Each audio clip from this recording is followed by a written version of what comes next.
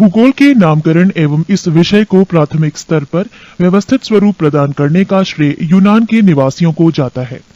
भूगोल शब्द को परिभाषित करने तथा पृथ्वी की परिधि निर्धारित करने के कारण यूनानी विद्वान इरेटोस्थेनिस को भूगोल का पिता कहा जाता है। एक्विटियस ने अपनी पुस्तक पैराडाइज में सर्वप्रथम भौगोलिक तत्वों का क्रमबद्ध समावेश किया। इरेटोस्थेनिस ने भूगोल के लिए सर्वप्रथम जियोग्राफिका शब्द का प्रयोग किया। एनेक्सिमेंडर प्रथम व्यक्ति था जिसने विश्व का मानचित्र मापक पर बनाया।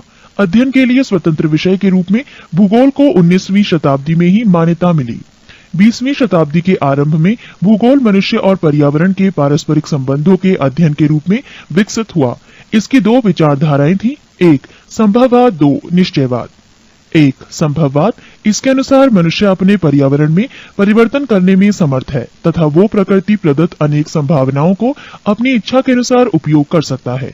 इस विचारधारा के समर्थक हैं भूगोलवेत्ता चार्ल्स डी ला ब्लाश और फ्रेबवे। दो निश्चयवाद, इसके अनुसार मनुष्य के सारे काम पर्यावरण द्वारा निर्धारित होते हैं, अतः मनुष्य को स्वेच्छापूर्वक कुछ करने की स्वतंत्रता कम है। इस विचारधारा के प्रमुख समर्थक हैं भूगोलवेत्ता रिटर, रेडजेल और इसी लंगटन। भूगोल की कुछ परिभाषाएं। एक, भूगोल एक ऐसा स्वतंत्र विषय है जिसका उद्देश्य लोगों को विश्व, आकाशीय पिंडों, स्थल, महासागरों, जीव जंतुओं, वनस्पति, फलों तथा भूधरातल के क्षेत्रों में देखी जाने वाली प्रत्येक अन्य वस्तु का ज्ञान प्राप्त कराना है। स्ट्रेबो। दो, भूगोल पृथ्वी की झलक को स्वर्ग में देखने वाला आभामय विज्ञान है। क्लैडियस टॉलेमी। तीन, भूगोल वो विज्ञान है जिसमें पृथ्वी को स्वतंत्र ग्रह के रूप में मान्यता देते हुए उसके समस्त लक्षणों, घटनाओं एवं उसके अंतः संबंध का अध्ययन किया जाता है। Carl Ritter. चार, भूगोल में पृथ्वी के उस भाग का अध्ययन किया जाता है जो मानव के रहने का स्थान है। Arthur Holmes. एक, ब्रह्मांड। अस्तित्वमान द्रव्य एवं ऊर्जा के सम्मिलित रूप को ब्रह्मांड कहते हैं। ब्रह्मांड के अंतर्गत उन सभी आकाशीय पिंडों एवं उल्काओं तथा समस्त सौर परिवार जिसमें सूर्य, चंद्र आदि भी सम्मिलित हैं, का अध्ययन किया जाता है। ब्रह्मांड उस अनंत आकाश को कहते हैं जिसमें अनंत तारे, ग्रह, चंद्रमा एवं अन्य आकाशीय पिंड स्थित हैं। आधुनिक विचारधारा के अनुसार ब्रह्मांड के दो भाग हैं, एक वायुमंडल और दो अंतरिक्ष। ब्रह्मांड उत्पत्ति की दो प्रमुख वैज्ञानिक परिकल्पनाएं हैं। एक, सामान्य स्थिति सिद्धांत। इस सिद्धांत के प्रतिपादक बेल्जियम के खगोलविद एवं पादरी एब जॉर्जर लेमेंटर थे। दो, महाविस्फोट सिद्धांत, बिग बैंग थ्योरी। यह सिद्धांत दो सिद्धांतों पर आधारित है। एक, निरंतर उत्पत्ति का सिद्धांत, इसके प्रतिपादक गोल्ड और हरमेन ब्रांडी थे। दो, संकुचन विमोचन का सिद्धांत, डॉक्टर एलन सैंडेज इसके प्रतिपादक थे। पृष्ठ 104। ब्रह्मांड का व्यास 10⁸ प्रकाश वर्ष है। मंदाकिनी, तारों का ऐसा समूह जो धुंधला सा दिखाई पड़ता है तथा जो तारा निर्माण प्रक्रिया की शुरुआत का गैस पुंज है, मंदाकिनी गैलेक्सी कहलाता है। ब्रह्मांड करोड़ों मंदाकिनियों का बना है। हमारी पृथ्वी की अपनी एक मंदाकिनी है जिसे दुग्ध मेखला या आकाश गंगा मिल्की वे कहते हैं। अब तक ज्ञात इस मंदाकिनी का 80% भाग सर्पिला स्पाइरल है। इस मंदाकिनी को सबसे पहले गैलीलियो ने देखा था। आकाश गंगा की सबसे नजदीकी मंदाकिनी को देवयानी एंड्रोमेडा नाम दिया गया है। नवीनतम ज्ञात मंदाकिनी गैलेक्सी है, ड्वार्फ मंदाकिनी। 2. सौर मंडल। सूर्य के चारों ओर चक्कर लगाने वाले विभिन्न ग्रहों, क्षुद्र ग्रहों, धूमकेतुओं, उल्काओं तथा अन्य आकाशीय पिंडों के समूह को सौरमंडल, सोलर सिस्टम कहते हैं। सौरमंडल में सूर्य का प्रभुत्व है क्योंकि सौरमंडल निकाय के द्रव्य का लगभग 99.999 द्रव्य सूर्य में निहित है। सौरमंडल के समस्त ऊर्जा का स्रोत भी सूर्य ही है। सूर्य सन सौरमंडल का प्रधान है। यह हमारी मंदाकिनी दुग्ध मेखला का केंद्र से लगभग 30,000 प्रकाश वर्ष की दूरी पर एक कोने में स्थित है। ये दुग्ध मेखला मंदाकिनी के केंद्र के चारों ओर 250 किलोमीटर प्रति सेकंड की गति से परिक्रमा कर रहा है। इसका परिक्रमण काल दुग्ध मेखला के केंद्र के चारों ओर एक बार घूमने में लगा समय 25 करोड़ वर्ष है, जिसे ब्रह्मांड वर्ष कॉस्मोस ईयर कहते हैं। सूर्य अपने अक्ष पर पूर्व से पश्चिम की ओर घूमता है। इसका मध्य भाग 25 दिनों में व ध्रुवीय भाग 35 दिनों में एक घूर्णन करता है। सूर्य एक गैसीय गोला है जिसमें हाइड्रोजन 71%, हीलियम 26.5% एवं अन्य तत्व 2.5 होता है। सूर्य का केंद्रीय भाग करोड़ कहलाता है, जिसका ताप 1.5 गुणा 10 की पावर 7 डिग्री सेल्सियस होता है तथा सूर्य के बाहरी सतह का तापमान 6000 डिग्री सेल्सियस है। हेंस बेथ ने बताया कि 10 की पावर 7 डिग्री सेल्सियस ताप पर सूर्य के केंद्र पर 4 हाइड्रोजन नाभिक मिलकर एक हीलियम नाभिक का निर्माण करता है। अर्थात सूर्य के केंद्र पर नाभिकीय संलयन होता है जो सूर्य की ऊर्जा का स्रोत है। सूर्य की दीप्तिमान सतह पर प्रकाश मंडल फोटोस्फीयर कहते हैं। प्रकाश मंडल के किनारे प्रकाशमान नहीं होते क्योंकि सूर्य का वायुमंडल प्रकाश का अवशोषण कर लेता है।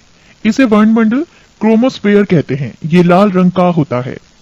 पृष्ठ 105। सूर्य ग्रहण के समय सूर्य के दिखाई देने वाले भाग को सूर्य किरीट और रोना कहते हैं। सूर्य किरीट एक्स रेज उत्सर्जित करता है। इसे सूर्य का मुकुट कहा जाता है। पूर्ण सूर्य ग्रहण के समय सूर्य किरीट से प्रकाश की प्राप्ति होती है। सूर्य की उम्र 5 बिलियन वर्ष है। भविष्य में सूर्य द्वारा ऊर्जा देते रहने का समय 10 की पावर 11 वर्ष है। सूर्य के प्रकाश को पृथ्वी तक पहुंचने में 8 मिनट 16.6 सेकंड का समय लगता है।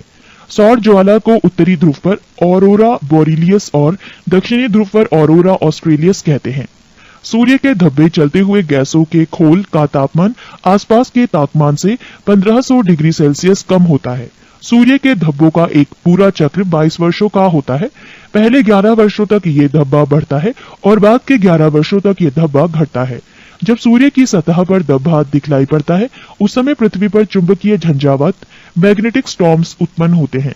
इससे चुंबकीय सुई की दिशा बदल जाती है एवं रेडियो, टेलीविजन, बिजली चालित मशीन आदि में गड़बड़ी उत्पन्न हो जाती है।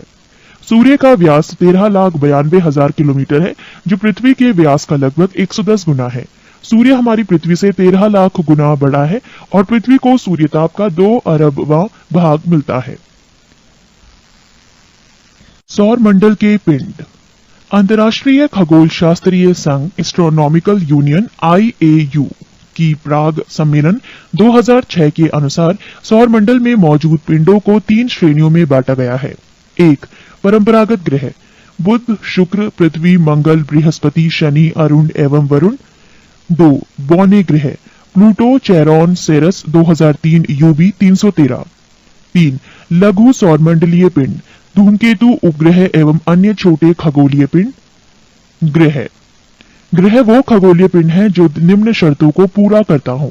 1. जो सूर्य के चारों ओर परिक्रमा करता हो। 2. उसमें पर्याप्त गुरुत्वाकर्षण बल हो जिससे वो गोल स्वरूप ग्रहण कर सके। 3. उसके आसपास का क्षेत्र साफ हो यानी उसके आसपास अन्य खगोलीय पिंडों की भीड़भाड़ ना हो।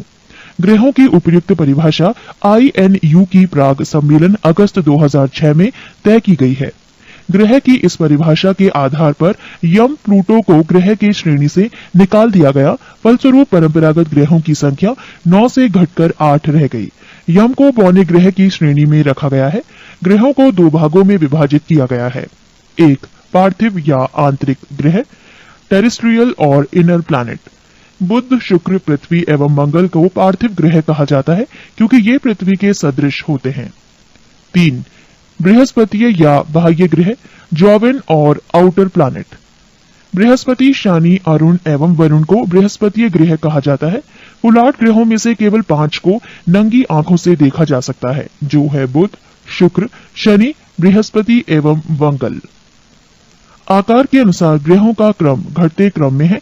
बृहस्पति, शनि, अरुण, वरुण, पृथ्वी, शुक्र, मंगल एवं बुध अर्थात सबसे बड़ा ग्रह बृहस्पति एवं सबसे छोटा ग्रह बुध है। घनत्व के अनुसार ग्रहों का क्रम बढ़ते क्रम में है। शनि, यूरेनस, बृहस्पति, नेपच्यून, मंगल एवं शुक्र। शुक्र एवं अरुण यूरेनस को छोड़कर अन्य सभी ग्रहों का घूर्णन एवं परिक्रमण की दिशा एक ही है।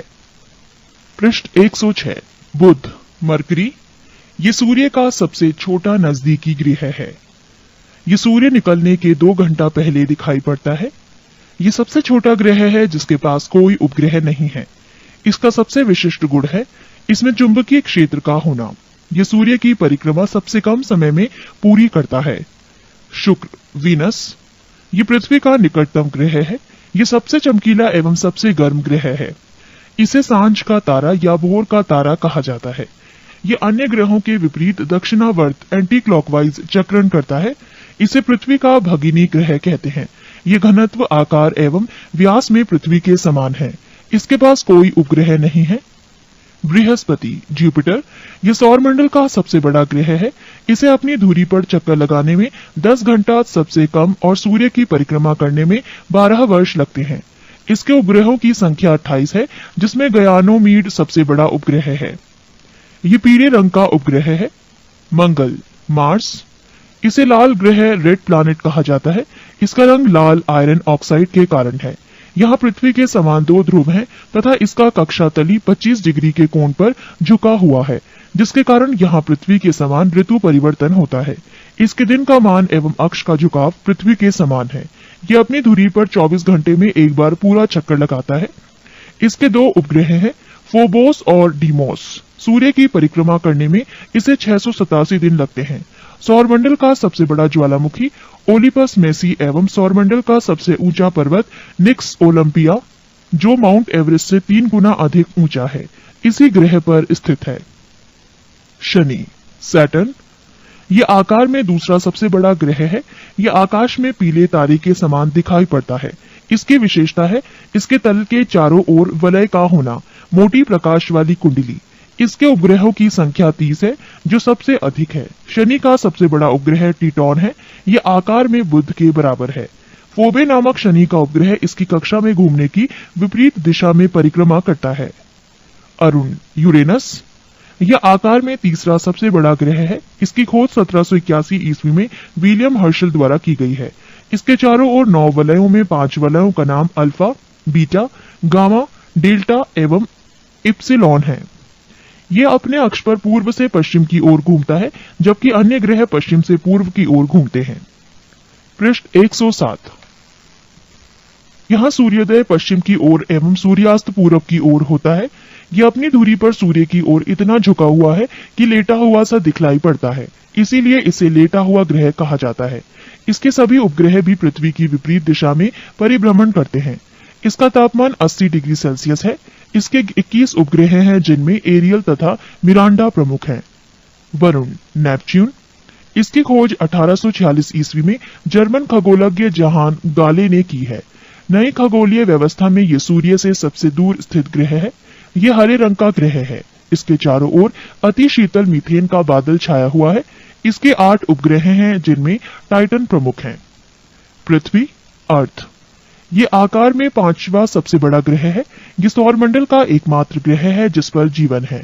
इसका विषुवतीय व्यास 12,756 किलोमीटर और ध्रुवीय व्यास 12,714 किलोमीटर है। पृथ्वी अपने अक्ष पर 23.1/2 डिग्री झुकी हुई है। यह अपने अक्ष पर पश्चिम से पूर्व 1610 किलोमीटर प्रति घंटा की चाल से 23 घंटे 56 मिनट और 4 सेकंड में एक पूरा चक्कर लगाती है। पृथ्वी की इस गति को घूर्णन या दैनिक गति कहते हैं। इस गति से दिन रात होते हैं। पृथ्वी को सूर्य की एक परिक्रमा पूरी करने में 365 दिन 5 घंटे 48 मिनट 46 सेकंड, लगभग 365 दिन 6 घंटे का समय लगता है। सूर्य के चातुर्दिक पृथ्वी के इस परिक्रमा को पृथ्वी की वार्षिक गति अथवा परिक्रमण गति कहते हैं। पृथ्वी को सूर्य की एक परिक्रमा करने में लगे समय को सौर वर्ष कहा जाता है।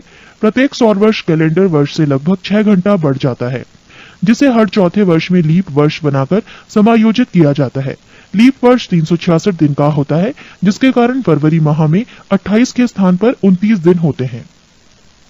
पृथ्वी पर ऋतु परिवर्तन इसकी अक्ष पर झुके होने के कारण तथा सूर्य के सापेक्ष इसकी स्थिति में परिवर्तन यानी वार्षिक गति के कारण होती है।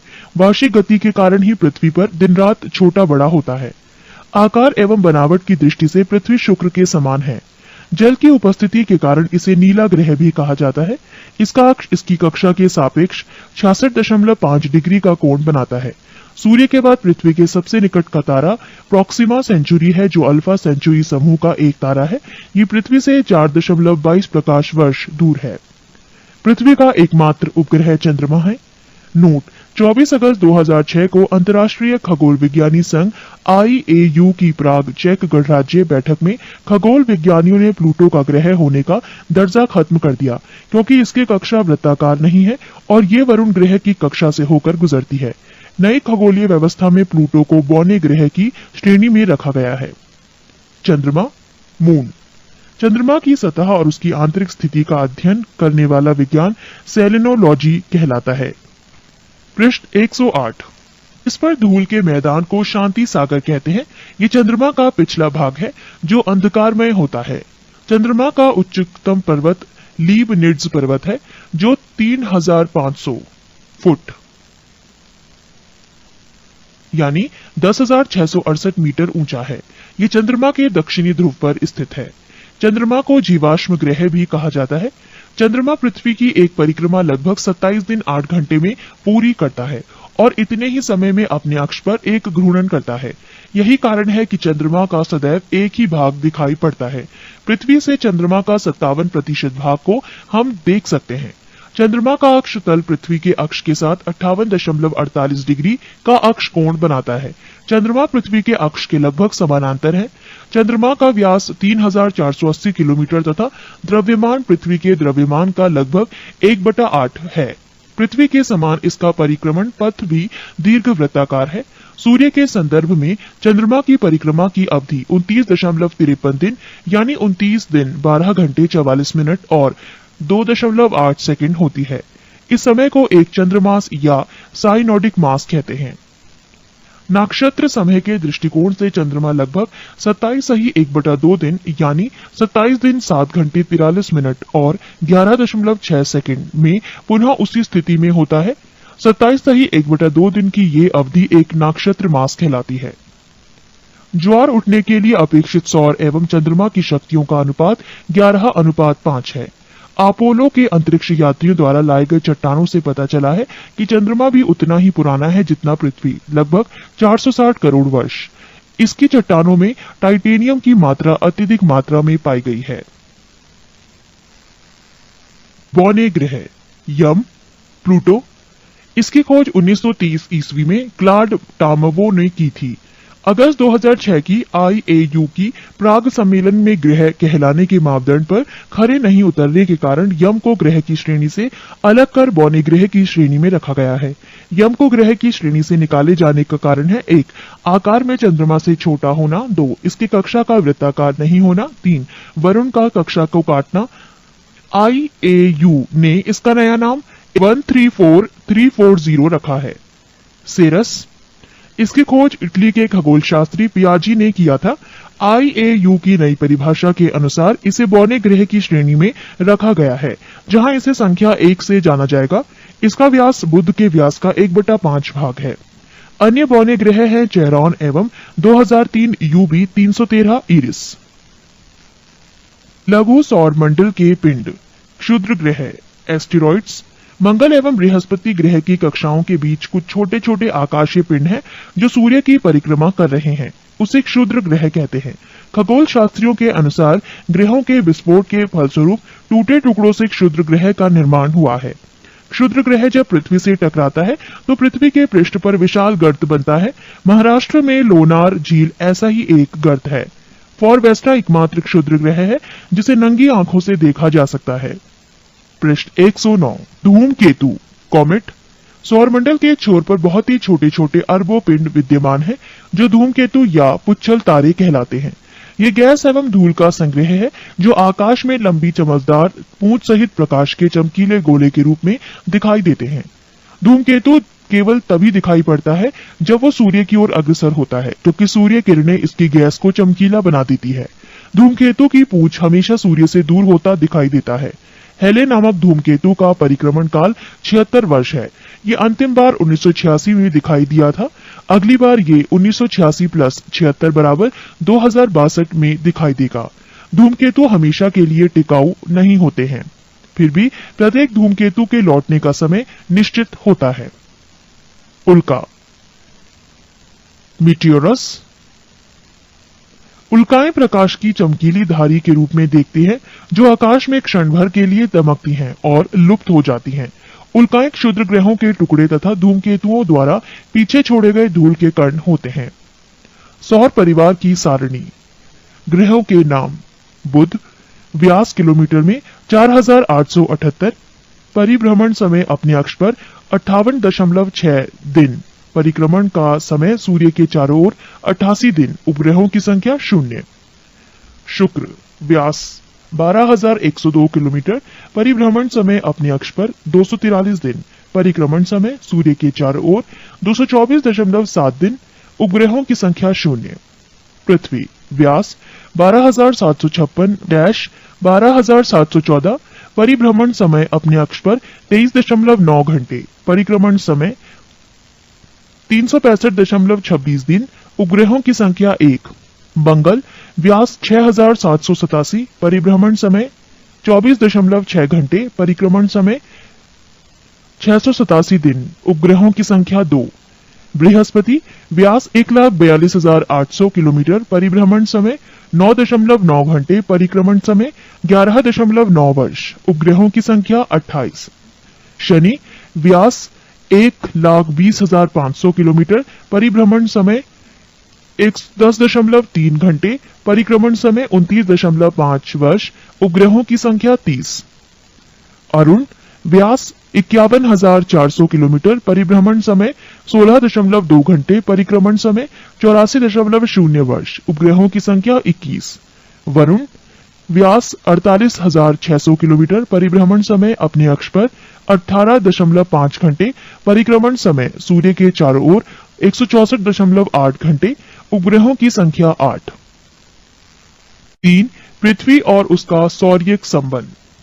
प्रकाश चक्र, सर्कल ऑफ इल्यूमिनेशन, वैसी काल्पनिक रेखा जो पृथ्वी के प्रकाशित और अप्रकाशित भाग को बांटती है।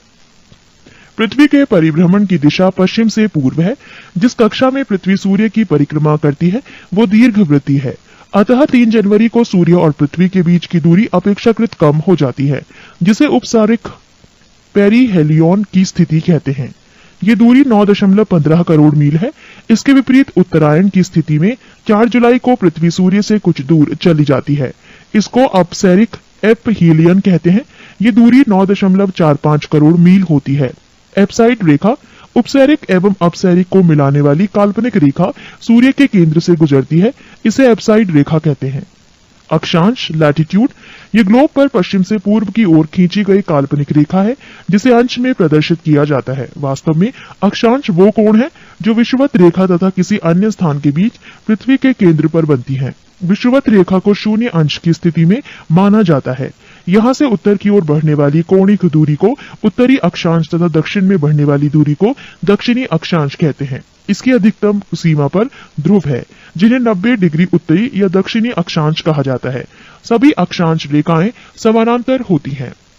पृष्ठ 110। वो दो अक्षांशों के बीच की दूरी क्षेत्रफल जोन के नाम से जानी जाती है। 2 अक्षांशों के मध्य की दूरी 111 किलोमीटर होती है। भूमध्य रेखा के उत्तर में 23.1/2 डिग्री अक्षांश को कर्क रेखा माना गया है, जबकि दक्षिण में 23.1/2 डिग्री अक्षांश को मकर रेखा माना गया है।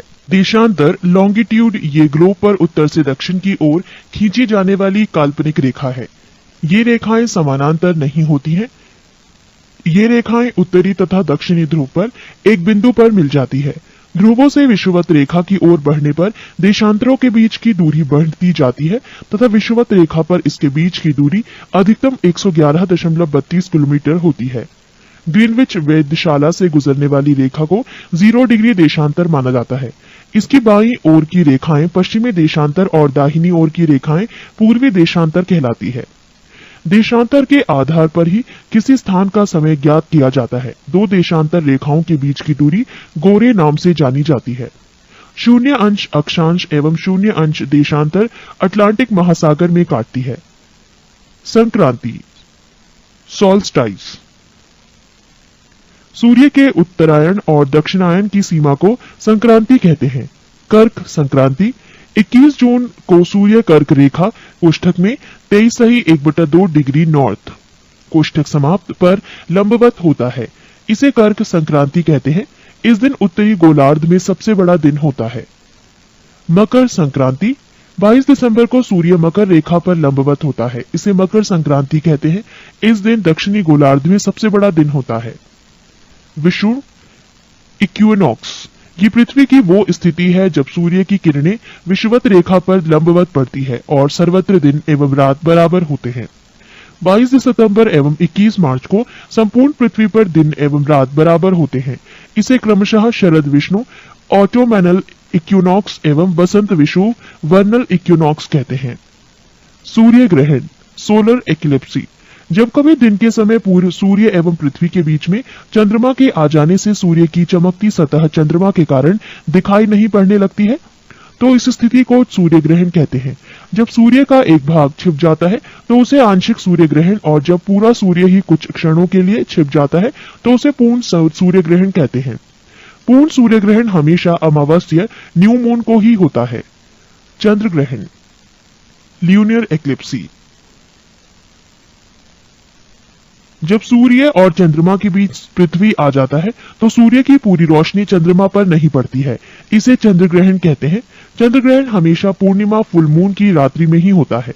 प्रत्येक पूर्णिमा को चंद्र ग्रहण नहीं होता है, क्योंकि चंद्रमा और पृथ्वी के कक्षा पथ ऑर्बिट पाथ में 5 डिग्री के अंतर होता है, जिसके कारण चंद्रमा कभी पृथ्वी के ऊपर से या नीचे से गुजर जाता है।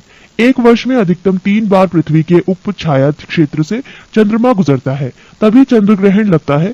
सूर्य ग्रहण के समान चंद्र ग्रहण भी आंशिक अथवा पूर्ण हो सकता है। समय का निर्धारण, एक देशांतर का अंतर होने पर समय में 4 मिनट का अंतर होता है। चूंकि पृथ्वी पश्चिम से पूरब की ओर घूमती है, फलतः पूरब की ओर बढ़ने पर प्रत्येक देशांतर का समय 4 मिनट बढ़ता जाता है तथा पश्चिमी जाने पर प्रत्येक देशांतर पर समय 4 मिनट घटता जाता है। अंतर्राष्ट्रीय तिथि रेखा, 180 डिग्री देशांतर को अंतर्राष्ट्रीय तिथि रेखा कहते हैं। 1884 ईस्वी में वॉशिंगटन में संपन्न इंटरनेशनल मेरिडियन कॉन्फ्रेंस में 180वें यामियोत्तर को अंतर्राष्ट्रीय तिथि रेखा निर्धारित किया गया है। ऐसा इसलिए किया गया ताकि विभिन्न देशों के मध्य यात्रियों को कुछ स्थानों पर एक दिन का अंतर होने के कारण परेशानी न हो। अंतर्राष्ट्रीय तिथि रेखा आर्कटिक सागर, चुकी सागर, बेरिंग स्ट्रेट व प्रशांत महासागर से गुजरती है। ग्रीनविच मेरिडियन से गणना करते हुए इस रेखा 180वां यामियोत्तर के पूर्व वाले क्षेत्र एक दिन आगे होंगे, या दूसरे शब्दों में इस रेखा से पश्चिमी वाले क्षेत्रों से 12 घंटे आगे होंगे। पृष्ठ 111, जब कोई जलयान पश्चिमी दिशा में यात्रा करते हुए तिथि रेखा को पार करता है तो उसे एक दिन की हानि होती है, क्योंकि इस क्षेत्र में समय 12 घंटे पीछे चल रहा होता है, जैसे सोमवार के बाद रविवार आना। परंतु यदि जलयान पूर्व की यात्रा करते हुए तिथि रेखा को पार करता है तो एक दिन का लाभ होता है। जैसे यदि वो सोमवार को यात्रा प्रारंभ करता है तो तिथि रेखा पार करने पर नए क्षेत्र में बुधवार का दिन उसे प्राप्त होगा। नोट, बेरिंग जल संधि अंतर्राष्ट्रीय तिथि रेखा के समानांतर स्थित है। समय जोन व मानक समय, विश्व को 24 समय जोनों में विभाजित किया गया है। इन समय जोनों को ग्रीनविच मीन टाइम व मानक समय में 1 घंटे के अंतराल के आधार पर विभाजित किया गया है, अर्थात प्रत्येक जोन 15 डिग्री के बराबर होता है। ग्रीनविच यामियोत्तर 0 डिग्री देशांतर पर है, जो कि ग्रीनलैंड व नार्वोनियन सागर व ब्रिटेन, स्पेन, अल्जीरिया, फ्रांस, माले, बुर्किना फासो, घाना व दक्षिण अटलांटिक समुद्र से गुजरता है। प्रत्येक देश का मानक समय ग्रीनविच मीन टाइम से आधा घंटे के गुणक के अंतर पर निर्धारित किया जाता है।